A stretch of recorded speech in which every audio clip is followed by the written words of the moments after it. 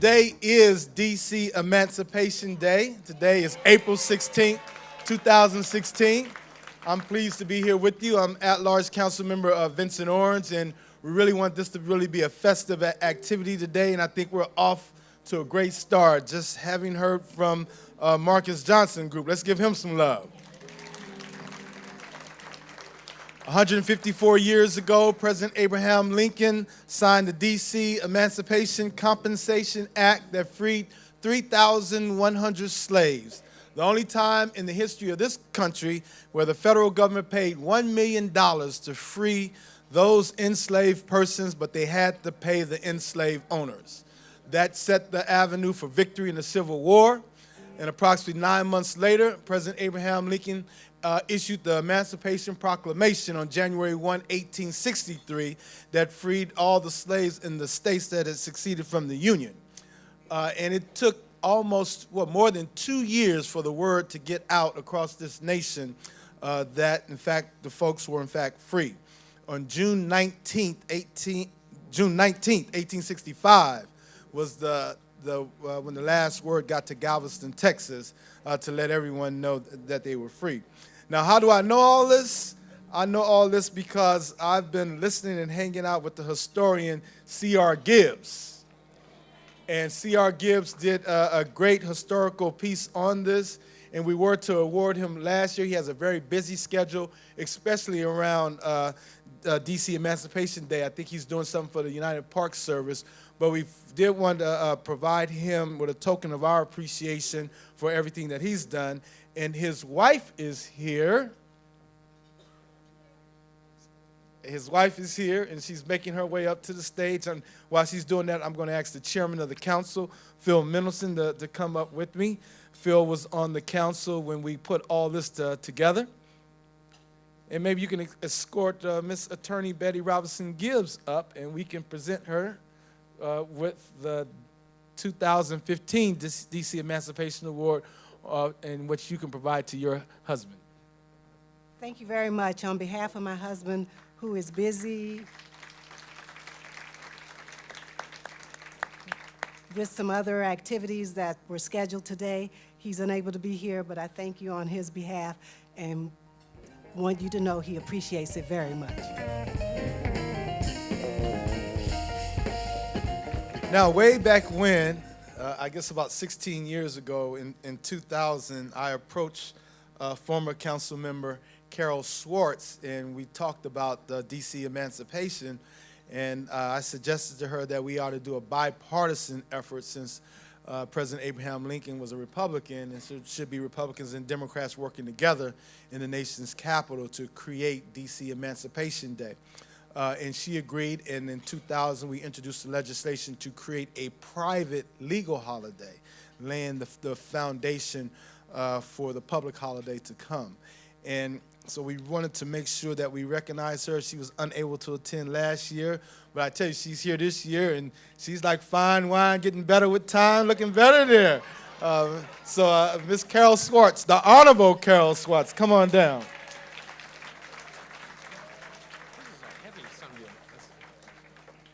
Say a few words first. Thank you. Thank you very much. Well, listen, I'm thrilled to be here, and I think when I look back on legislation co-introduced, I'm very proud to have joined Vince Orange in putting this wonderful, wonderful piece forward. I think we need to celebrate it. I hope in the future we as district residents can celebrate further emancipation by having votes in the United States Congress. Right. And an issue I know all of us have worked on for years, and hopefully someday, still in my lifetime, it will happen. But thank you very much for this recognition, and it was an honor to be involved.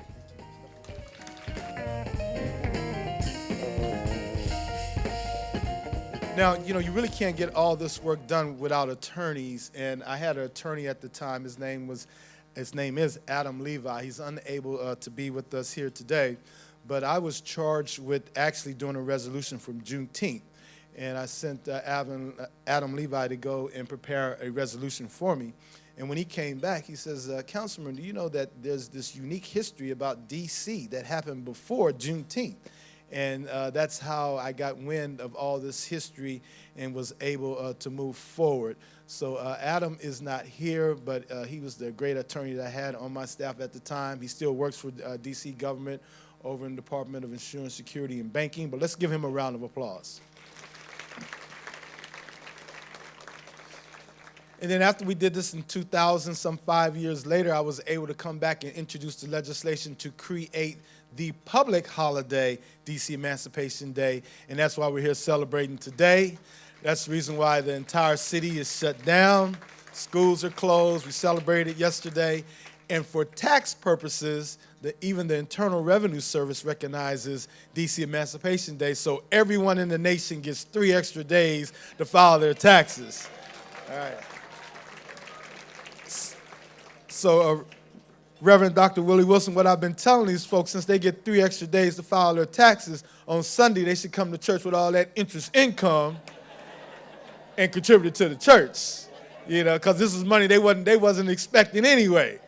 But we're getting everybody in the nation three extra days to do that. So we are impacting the nation, y'all. It's a great thing. And now we would like to move on to the awardees for the 2016 DC Emancipation Day Awards. Our first person is extremely busy. He will not be able to be with us today. He was with us at the breakfast yesterday. He's up in New York. He's participating in Reverend Al Sharpton's conference, but that's our own Ward 5 Bloomingdale resident, civil rights leader, attorney, and he does it all, and I believe he's coming to the end of his career. He said he'll be doing other things, but that is Mr. Wade Henderson. Just give him a round of applause. Okay, now we will move on to our next awardee.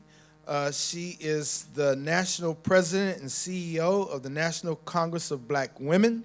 Actually, we were in law school together, and she has all kinds of degrees, and now she's a doctor, flies all over the world, does a great job, and we just want to acknowledge her on all the great work that she's doing, and that's Dr. E. Faye Williams, Esquire, national president and CEO.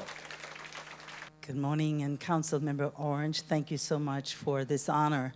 I know that most of you came today all dressed up in your best clothing, drove your best car, and got a lot of money in the bank. But keep in mind that Dr. George Washington Carver said that it's not the kind of clothing we wear, not the kind of car we drive. It is simply our service that measures our success. And I thank you for honoring my service. Thank you. The next person we'd like to bring up is she just assumed a position at Howard University as a director of the Ronald W. Walters Leadership and Public Policy Center. And I had the pleasure of knowing Dr. Walters when he was around. He used to actually give me a lot of advice, especially when I was a young buck and didn't want to listen. But he helped develop me and bring me along. And Dr. Elsie L. Scott also is the former leader, CEO of the Congressional Foundation, Congressional Black Foundation, Caucus Foundation, and it's really an honor to have her with us here today. Dr. Elsie L. Scott, thank you so much for being here. Thank you, my councilman. Even though he's at large now, Ward 5. Okay, want to thank Councilman Orange for all that he does, and especially for Emancipation Day. As we see our city change, we have to make sure we preserve our history. And Emancipation Day allows us to do that. I first heard of Emancipation Day, the January 1, when Lincoln issued the Emancipation Proclamation from my father. And we celebrated Emancipation Day when I was a child, and we've gotten away from that. If we don't tell our story, who's going to tell it? And we have to make certain that our children remember that. And I'm pleased to have with me today, my sister just happened to be in town from Charleston, South Carolina, and she's written a great book on my father's work that captures all the way back to my great-grandfather and his service in the Civil War, on the went in as a cook on the Confederate side with his Confederate owner, not really his owner, but the person he was working for. And then he went on to join the Union Army.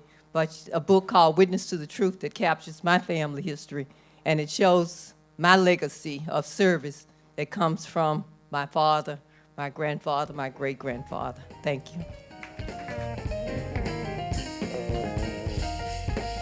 And the next awardee, I'm really honored and privileged to present this award. He's also one of my fraternity brothers, but in his own right, he is just a great leader in the religious community, in the civil rights community, and just all over the world. In fact, this person, the Reverend Dr. Willie F. Wilson, has been one, if not the main organizer of the Million Man Marches, and we just celebrated the 20th anniversary of the Million Man March, and he provided the city a platform to talk about statehood or else. Let's just give him a round of applause for that. And he's just been around, continues to do the Lord's work, continues to do the Alpha's work. I know he's a man of manly deeds, scholarship, and a love for all mankind. That is my man, Reverend Dr. Willie F. Wilson. Thank you so much. Thank you, Vince. Appreciate you, man. Thank you. And let me give honor to God first, and then to our dear brother, Councilman Vincent Orange, and to all of those who paved the way for this to be celebrated today.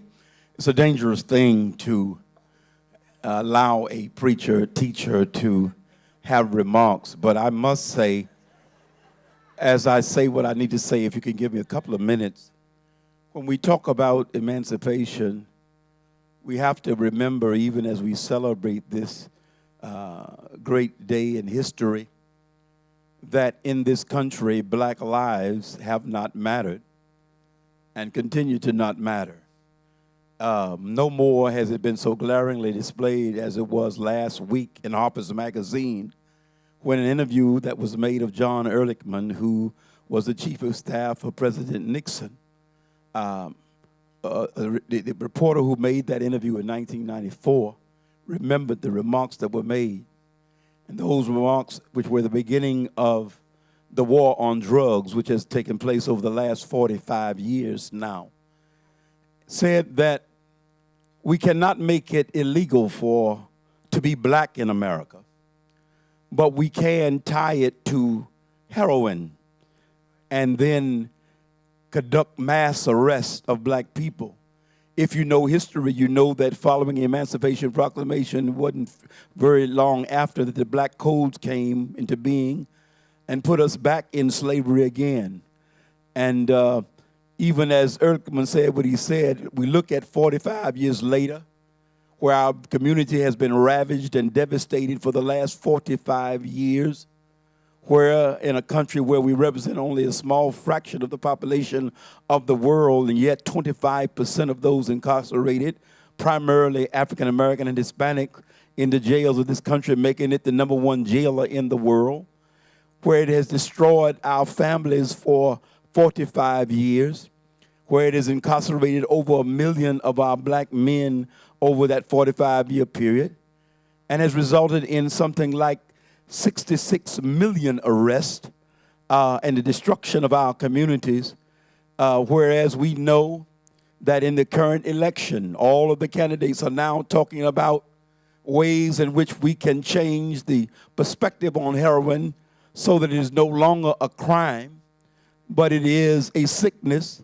because it is now infiltrating other communities. It is most important that even as we celebrate Emancipation Proclamation, that we still live in a country where to a very large degree, black lives do not matter. Thank you.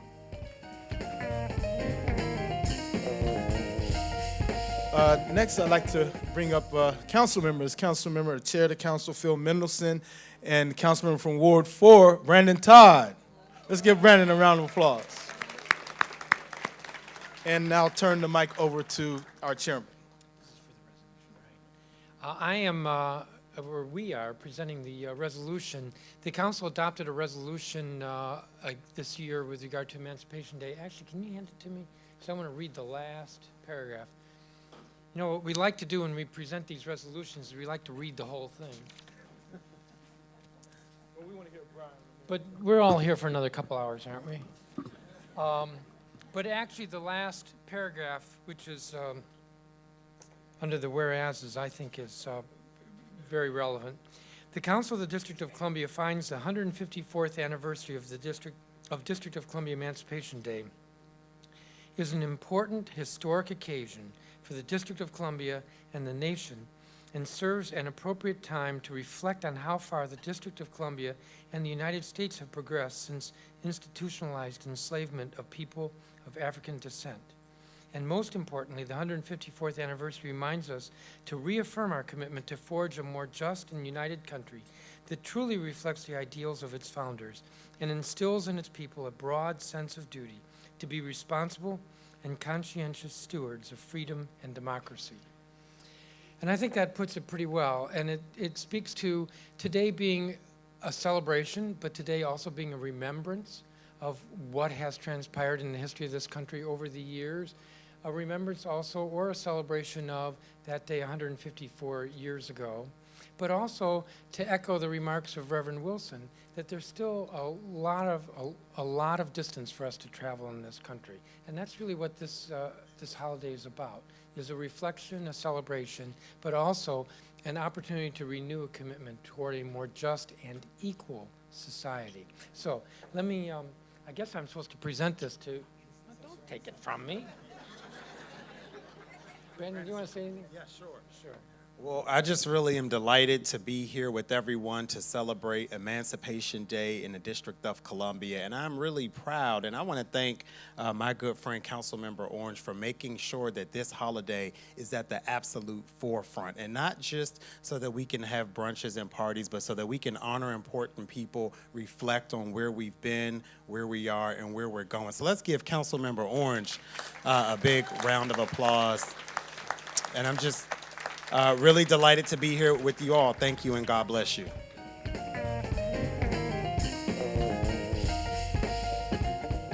All right, so Brian Lanier, it's all yours. But before we do that, I'd like to recognize our city historian. I've been with her for a very, very long time, and that's Dr. Jeanette Holston Harris. Please stand up and be recognized.